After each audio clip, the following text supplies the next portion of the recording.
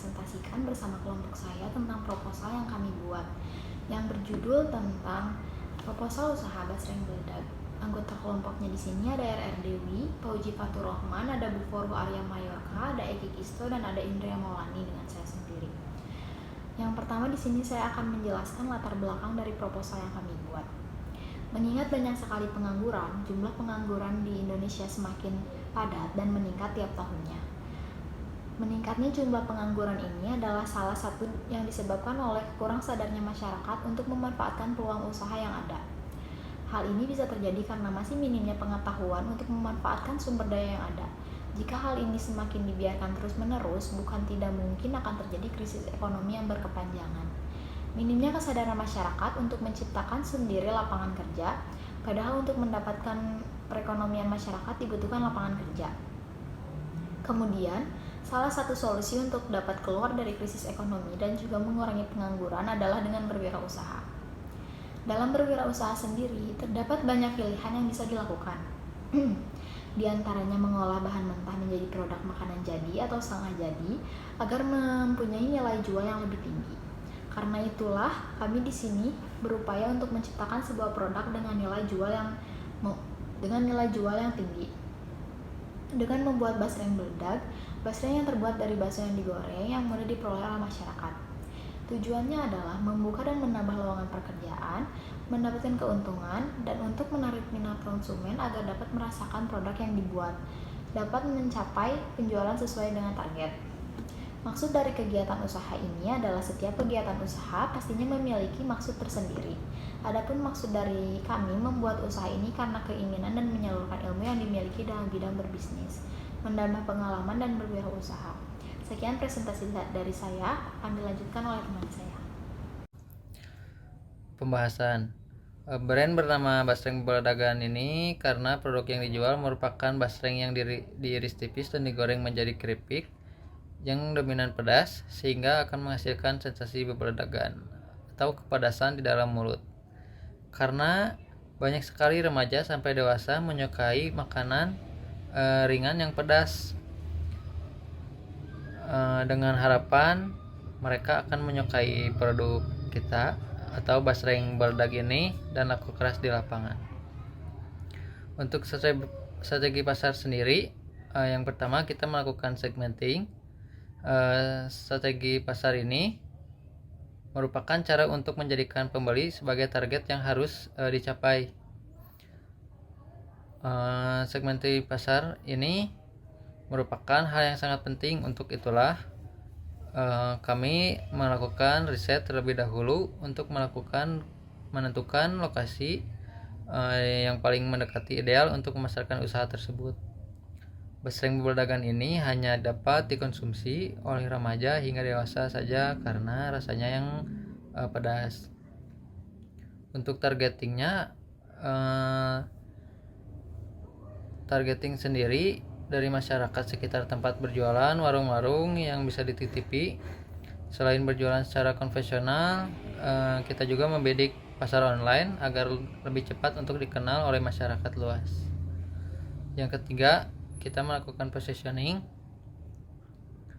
Positioning sendiri merupakan tindakan perusahaan atau merancang produk dan bauran pemasaran agar dapat tercipta kesan tertentu di ingatan konsumen. Nah, agar produk yang dihasilkan bisa dengan mudah dikenal oleh masyarakat, maka kami atau penjual membuat inovasi dengan menambahkan bahan-bahan yang rencana kami tambahkan, yaitu dengan menambahkan bumbu-bumbu daun jeruk sehingga aroma dari basreng beledagan ini harum jeruk dan enak dinikmati. Hal ini akan membuat produk yang dihasilkan menjadi berbeda dengan produk yang sudah ada.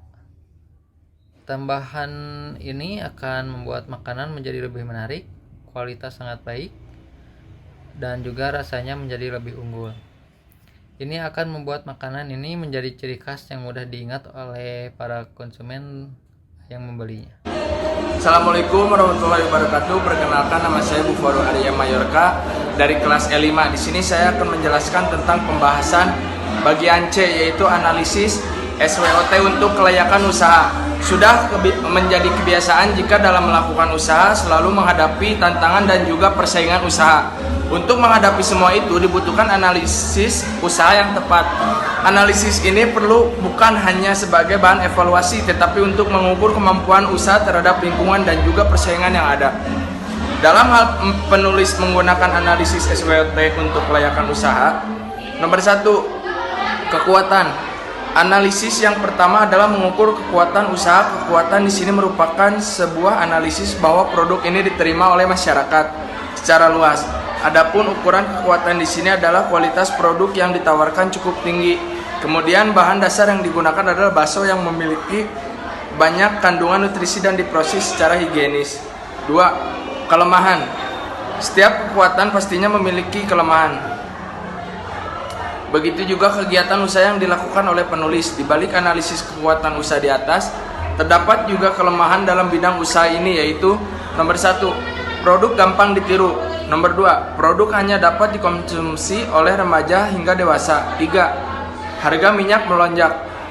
Nomor 3, pembahasan peluang sangat diperlukan dalam melakukan usaha. Adapun pembacaan atau analisis peluang dalam produk ini adalah produk basreng sudah tidak asing lagi. Akan tetapi yang membuat berbeda antara basreng beledag dengan basreng pada umumnya adalah basreng beledag mengalami modifikasi sehingga menjadi produk yang lebih menarik dan mampu bersaing dengan makanan modern.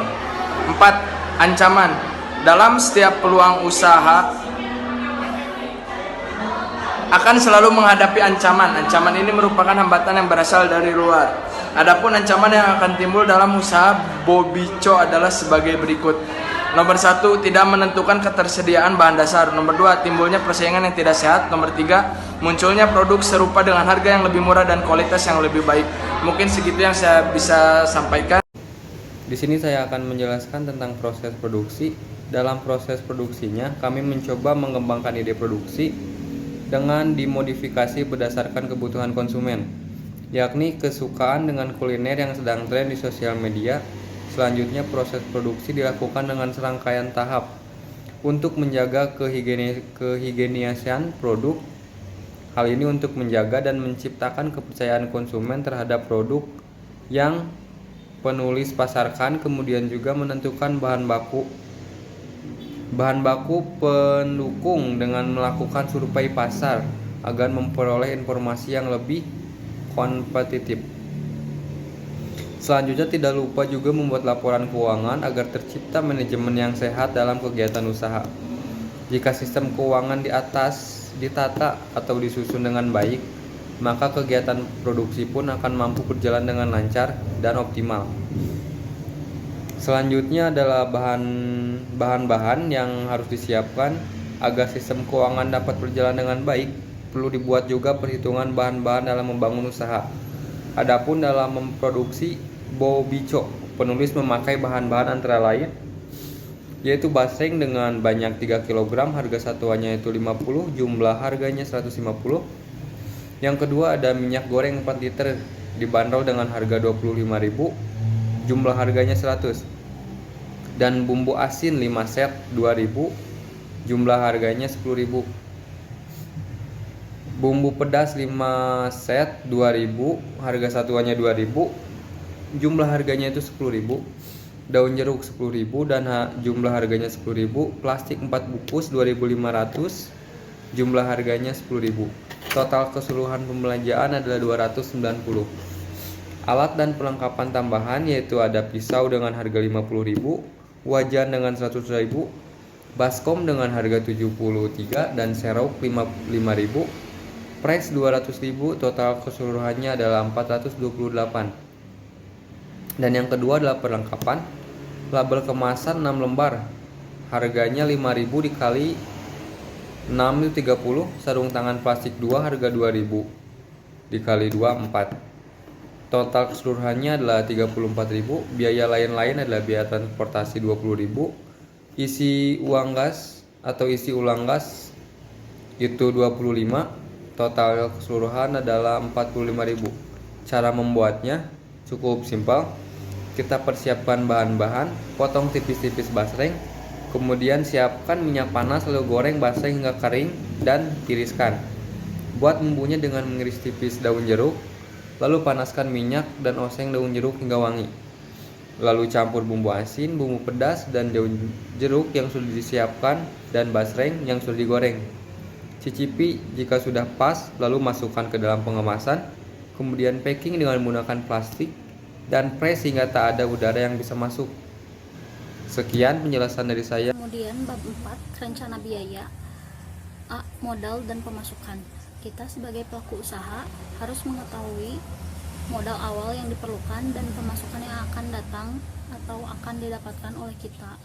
Adapun besaran modal awal yang harus dikeluarkan basreng beledag ini yaitu sebesar 797.000 dengan rincian total biaya produksi sama dengan biaya bahan-bahan ditambah biaya perlengkapan ditambah biaya ongkos dan biaya lain-lain. Biaya bahan-bahan sebesar 290.000, biaya perlengkapan sebesar 428.000 dan biaya ongkos sebesar 45.000 serta biaya lain-lain sebesar 34.000. Jadi total keseluruhan modal awal yaitu 797.000 dengan modal harian 290.000 yaitu jumlah biaya bahan-bahan. B. Target hasil penjualan per bulan. Target penjualan harian dikali harga jual per piece dikali 30 hari. Misalkan target jualan hariannya 250 piece dikali harga jual 2.000 dikali 30 hari. Jadi target hasil penjualan per bulannya sebesar 15 juta. Kemudian laba sama dengan hasil penjualan dikurangi modal awal ditambah modal harian dikali 30 hari, yaitu 15 juta dikurangi 797.000 ditambah 290.000 dikali 30 hari, yaitu 15 juta dikurangi 797.000 ditambah 8.700.000. Jadi labanya 15 juta dikurangi 9.497.000 sama dengan 5.503.000. Itu laba yang dihasilkan per bulannya. Kemudian bab 5, penutup. A. Kesimpulan. Demikian makanan ringan basreng beledag merupakan ide pokok dari kami. Mohon maaf bila ada salah kata. Wassalamualaikum warahmatullahi wabarakatuh.